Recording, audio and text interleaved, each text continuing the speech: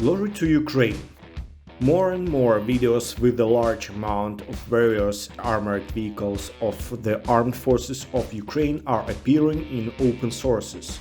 Both old Soviet and the latest NATO equipment are being received. One of the signs of a successful counteroffensive is the massive use of artillery. Ukraine successfully used this tactic in the liberation of the Kharkiv and Kherson regions. In the first place, the artillery carries out concentrated strikes on command posts, ammunition depots, and other identified targets. It's also necessary to note that Ukraine, unlike Russia, is not inclined to underestimate the importance of logistics coordination and military preparation. Your tanks will fall into an ambush if reconnaissance is not carried out. Your artillery will be silent if it doesn't have shells. And your infantry will get lost if they don't know the terrain.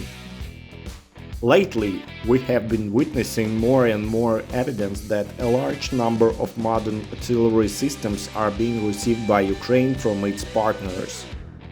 For example, in this video, we see the transportation of British AS-90 self-propelled guns in one of the Eastern European countries. 30 of those bad boys are on their way to Ukraine.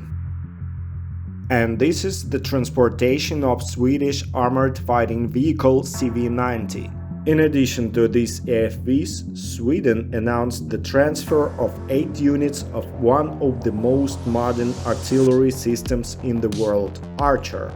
With today's conventional ammunition, the Archer's firing range is 40 km and around 50 km plus with the M9082 Excalibur. It can go into a firing position within 30 seconds. Within another 30 seconds for out-of-action time and to leave the area. The gun has been upgraded for better firepower and compatibility with 21 rounds of ammunition ready for fire in fully automated magazines and can be operated remotely via the gun's computer. This means the crew do not need to leave the cab for normal gun operation. The howitzer has a continuous fire rate of 75 rounds per hour, an intensive fire rate of 20 rounds in 2.5 minutes. The Archer has a multiple round simultaneous impact capability of up to 6 rounds. Despite the small number of these systems, they will complement more common Soviet systems such as the 2S7 Pion. This 203mm system has proven itself in battle, and as we can see, is available in sufficient quantities in the armed forces of Ukraine. Moreover, the 2S7 Pion has a range of up to 37 km and can effectively engage both enemy troops and armored vehicles.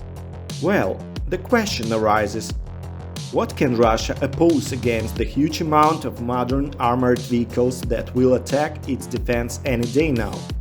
How about 60-year-old 100mm anti-tank guns MT-12 that were taken out of long-term storage?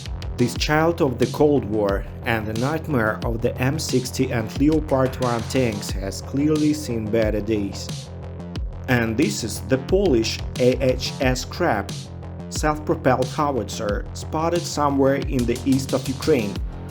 18 of these self-propelled howitzers have already been transferred to Ukraine, and another 60 have been ordered from the manufacturer. The howitzer is capable of firing various types of ammunition, including HE, DPICM, and smart-guided projectiles.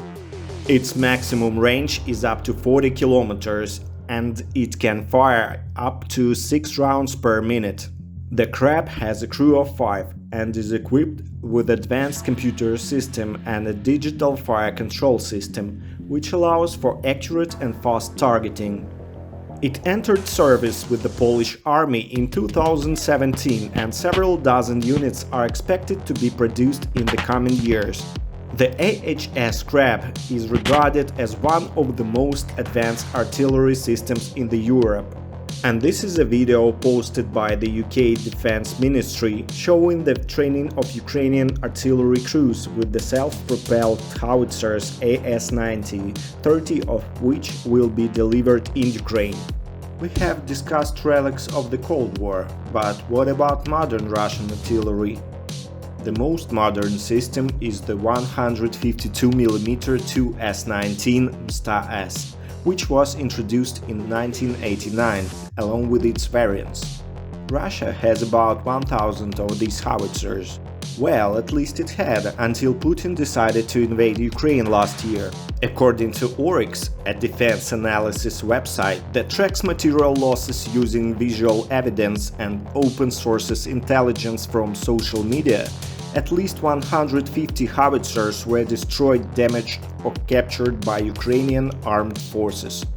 Ukraine has both Soviet and NATO artillery, giving its artillerymen the experience to compare and use both systems. Recently, the Ukrainian command published an interview with Sergei. He currently commands the Caesar howitzer, having previously served as the commander of the 2S-19 Msta. We call it Dragon. It is a very good self-propelled artillery unit. Its advantages are maneuverability, quick occupation of a combat position and fast readiness for battle. Previously, I worked with the Msta howitzer, which took us about 10 minutes to deploy, while with the Caesar it only takes 2 minutes. The Caesar has superior range and accuracy, making a significant difference in combat conditions. We received order to head towards the Vuhledar direction. We arrived and opened fire in about 40 minutes. The intensity of the shooting was very high, and we worked both during the day and at night. During that time we fired around 150 shells in a day. France has transferred 18 units of the Caesar self-propelled howitzer. And what about Ukraine?